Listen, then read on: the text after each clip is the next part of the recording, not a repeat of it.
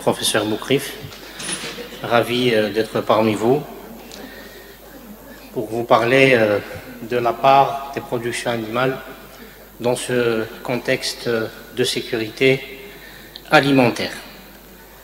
Donc nous arrivons avec nos animaux et nos troupeaux dans ce séminaire d'économistes. Et justement, donc, les productions animales, elles occupent une place stratégique dans toute politique où les objectifs seraient d'assurer donc une sécurité alimentaire. Mais quand on parle de production, forcément, chez l'animal, il existe trois grands facteurs sous lesquels il est possible de résumer cet ensemble de facteurs. L'homme, l'animal et l'environnement. Et bien sûr, l'homme étant l'élément capital, c'est lui qui est capable d'optimiser, même dans des conditions difficiles, et d'exploiter les ressources qui se retrouvent dans son milieu. L'animal, c'est bien sûr un facteur important, de deux manières, par ce potentiel génétique, ce qu'il est capable de donner en viande, en lait, en œufs, mais aussi par sa capacité à se reproduire, à faire des photocopies de lui-même, et donc augmenter le nombre des animaux capables de donner des productions. Et enfin, l'environnement, c'est l'environnement dans lequel vit cet animal-là, et l'élément le plus important dans les productions animales, c'est l'alimentation. Et justement, quand on parle de l'animal, donc sur cette capacité génétique, il existe un concept très important, c'est ce qu'on appelle l'autonomie génétique. L'autonomie génétique, c'est quoi? C'est la possibilité de démarrer toute production animale avec ce que j'ai dans le pays sans nécessité d'importer du sang extérieur. Et justement, à l'analyse de l'autonomie génétique dans notre pays, il en ressort que nous avons des espèces animales pour lesquelles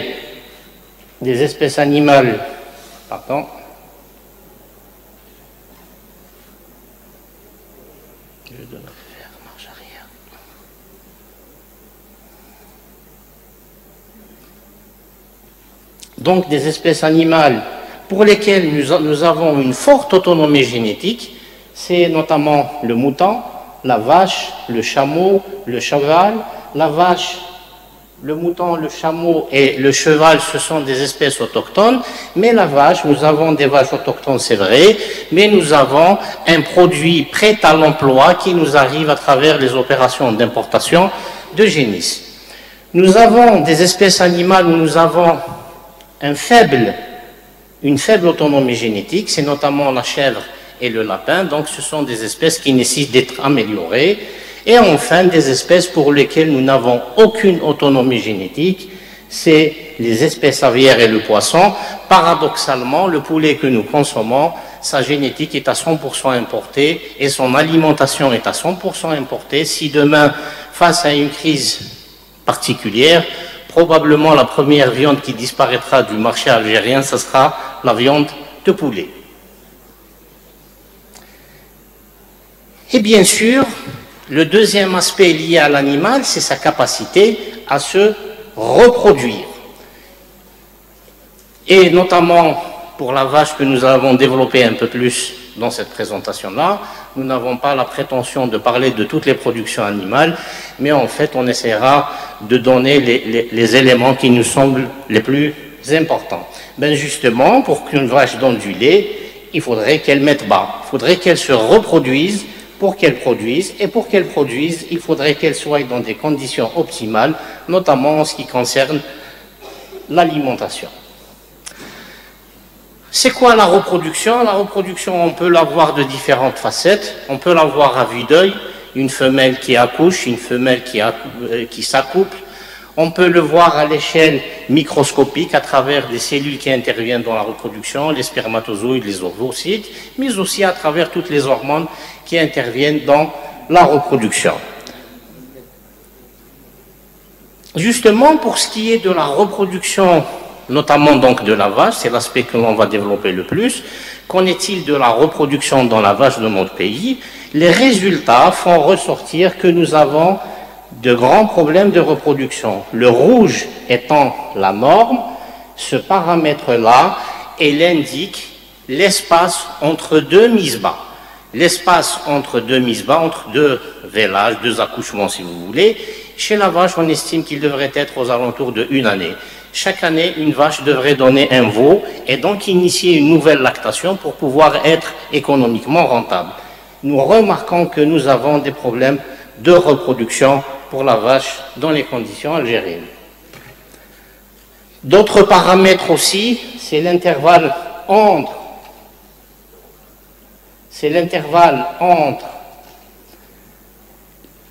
l'insémination qui sont très importants, l'âge à la mise bas, je ne sais pas pourquoi ça passe vite, très bien.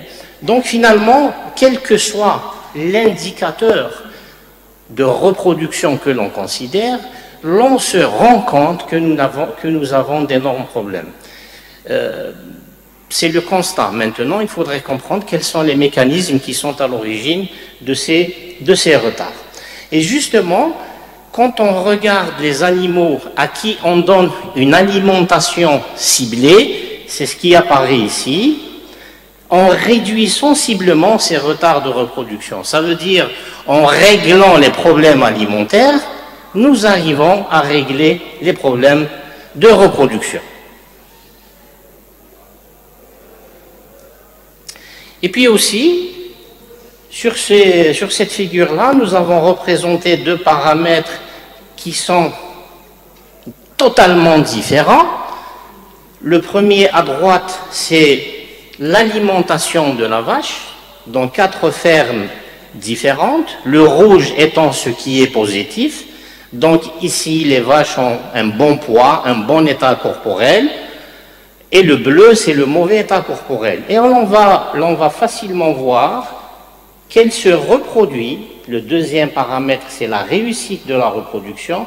Elle se reproduit exactement de la même manière qu'elle s'alimente. Donc l'on peut suspecter que ces problèmes de reproduction que nous avons dans notre pays, ils sont essentiellement liés à des problèmes alimentaires. Et ces problèmes seront révélés à différents niveaux de l'exploration de l'animal et de l'appareil reproducteur. Ici, nous avons donc un utérus d'une vache que nous avons exploré à différents niveaux par la mesure d'un certain nombre de paramètres, notamment le nombre de follicules qu'on retrouve dans les ovaires par la réalisation des échographies, et l'on verra que le nombre de follicules est le plus important chez des vaches qui sont alimentées convenablement. Et justement, ces problèmes de reproduction, au lieu d'avoir un veau par an et par année, on l'aura sur des durées encore plus importantes. Ce qui génère un manque à gagner important.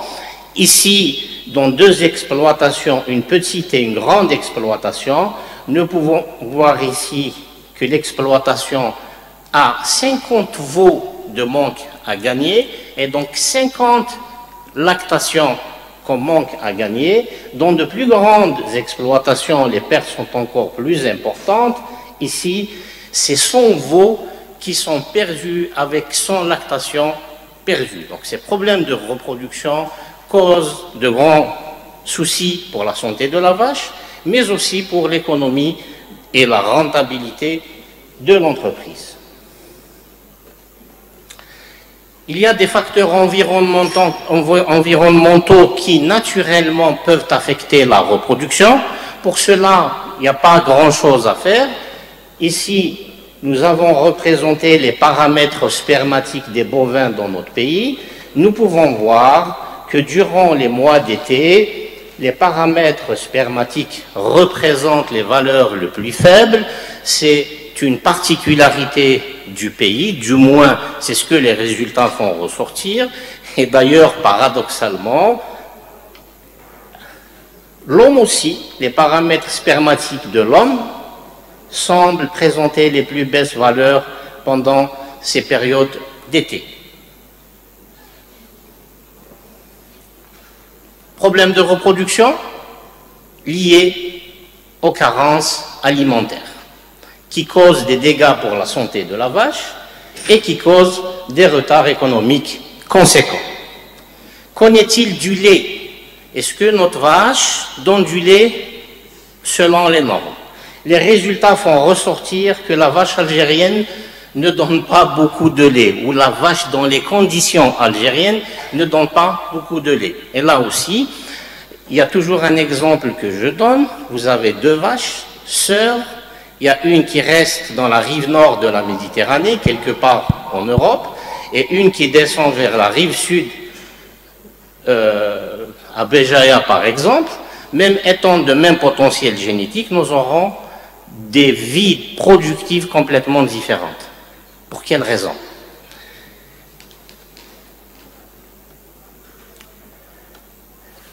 Et justement, c'est ce qui en ressort ici. Ici, c'est les vaches importées. On voit que la différence n'est pas très importante par rapport aux vaches nées en Algérie. Nous sommes dans des niveaux de production très faibles par rapport à ce que cet animal-là pourrait donner en production. Ce qui en ressort par contre, c'est que les éleveurs qui cultivent leur alimentation, en plus de l'achat d'une partie de l'alimentation, ils ont des niveaux de production importants. Là aussi, ça semble que de la même manière pour la reproduction, pour la production, le facteur alimentaire commence à apparaître comme étant une des raisons responsables de ces niveaux de production. L'instruction de les éleveurs n'est pas un facteur qui va conditionner sensiblement les différences de production. L'ancienneté, ce n'est pas un facteur qui conditionne sensiblement les différences de production. Ce que donne la vache dans les conditions algériennes, ce sont ces niveaux-là, aux alentours de 15 litres en moyenne. Quand on passe au stade calcul théorique, c'est cette partie-là, on calcule ce que cette vache va donner en lait en fonction de ce qui est lui donné en alimentation.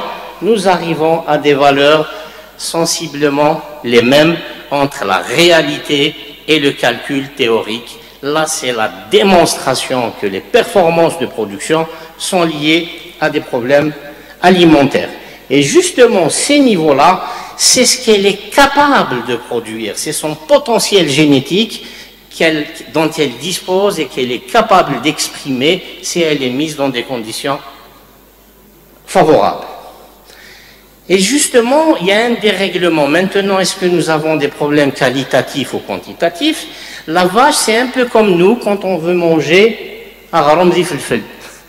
S'il y a plus que iflfel, il sera mis de côté. S'il y a plus que du pain, de la galette en plus, il sera mis de côté. La vache, elle fonctionne comme ça. Elle a besoin d'un équilibre en énergie et en protéines. Il devrait y avoir cet équilibre-là, et c'est lui qui est garant d'une production optimale. Qu'en est-il chez nous? Vous voyez qu'en dessous de 0, ce sont les carences en protéines. Il y a une carence en protéines dans la ration algérienne. Il y a beaucoup d'énergie, c'est un peu comme Ararom, c'est plus de Ararom, c'est généralement pas bien. La même chose pour la vache. Donc ces excès d'énergie, ils causent des problèmes de reproduction, ils causent des problèmes de production et ils posent des problèmes de santé pour l'animal. Ça, c'est très important de passer par ces étapes de diagnostic, parce que finalement, l'idée, ce n'est pas de présenter les anomalies et les problèmes que nous avons. L'objectif étant de pouvoir solutionner ces problèmes-là que nous avons dans nos conditions de production. Et justement, quand on regarde les besoins ou ce que notre vache consomme en alimentation, on voit que les produits importés, essentiellement maïs et soja, représentent le gros des ressources qu'elle va utiliser. Ce que nous avons représenté en dollars, c'est le coût en dollars de l'alimentation d'une vache laitière. Les productions locales, finalement, n'apportent pas énormément donc, de besoins pour une production optimale. Ces dollars, nous ramènent à des coûts de production qui sont très importants. Ici, nous avons les données de 2015, que d'ailleurs, qui sont réalisées dans le cadre d'un doctorat en économie. Et les résultats font ressortir que déjà en 2015, nous avons une médiane de 53 dinars. Ça veut dire que dans 50% des litres de lait produits, le coût de revient est de 53 dinars. À ce moment-là, le prix d'achat était inférieur au coût de production.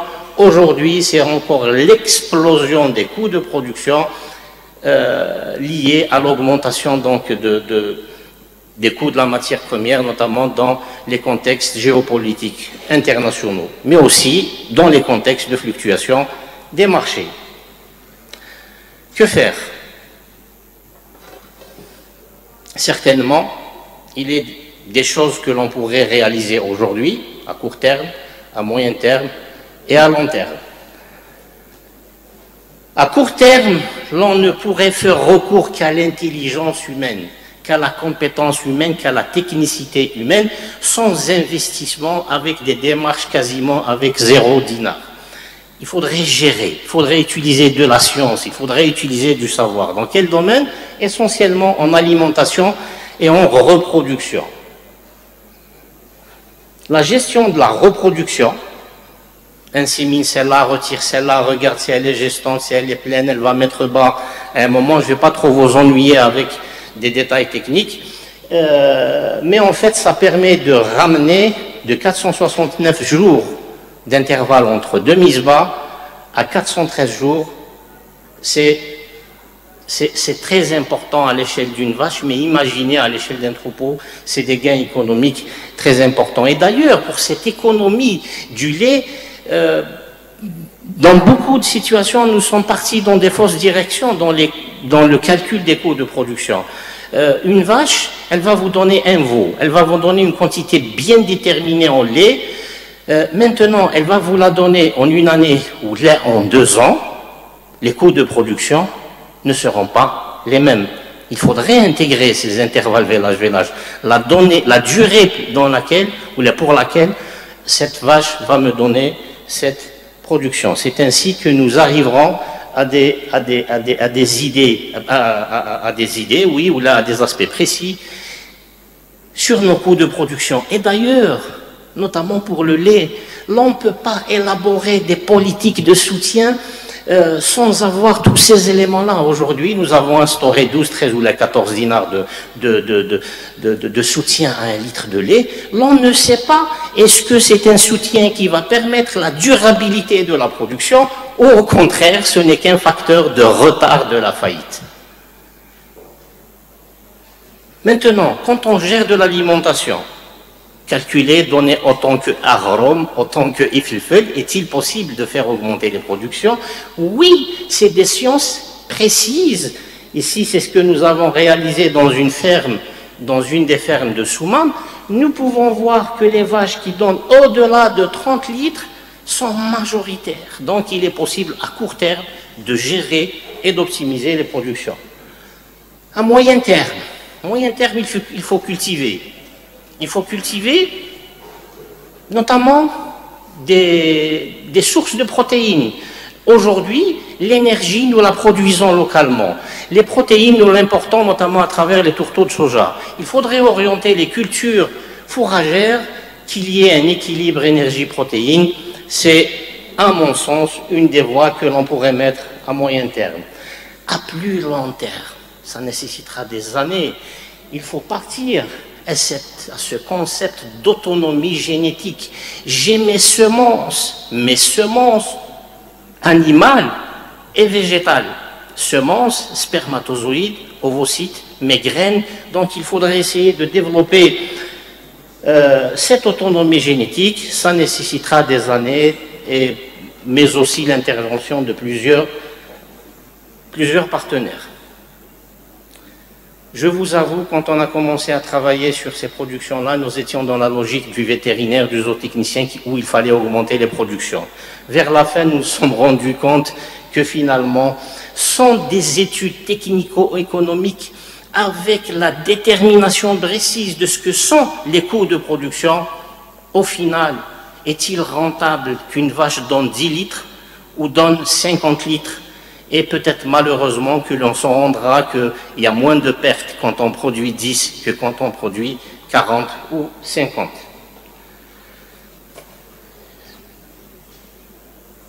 Monsieur Boukaïf, 5 minutes. La viande. Aujourd'hui, l'Algérie importe ça, des veaux viandeux. Mais n'a pas de femelle viondeuse. Khatash une vache, il y a une vache qui donne du lait, il y a une vache qui donne de la viande. Bizarre qu'on importe les veaux ou qu'on n'importe pas les femelles ou qu'on n'ait pas une politique de développement de la filière viondeuse dans notre pays. 3 possibilités sont offertes, des races entre elles pures, des croisements avec des vaches laitières, mais surtout l'utilisation des races locales que l'on pourrait orienter vers donc de la production de la viande, qui naturellement aujourd'hui donne de la viande. Les vaches locales que nous avons localement, les vaches locales donnent essentiellement de la viande. Des outils, des biotechnologies, ils pourraient être utilisés, maîtriser les spermatozoïdes, maîtriser les ovocytes. Aujourd'hui, ces biotechnologies sont pratiquées dans toutes les espèces, y compris chez l'homme, notamment depuis la découverte de Paul, où il a pu congeler des spermatozoïdes, donc il était possible de faire reproduire un animal quand on veut, où on veut, avec le membre qu'on veut, et parfois même avec le sexe qu'on veut. C'est des outils qui pourraient être à profit dans le développement donc des productions animales, l'insémination artificielle, les embryons, le mouton.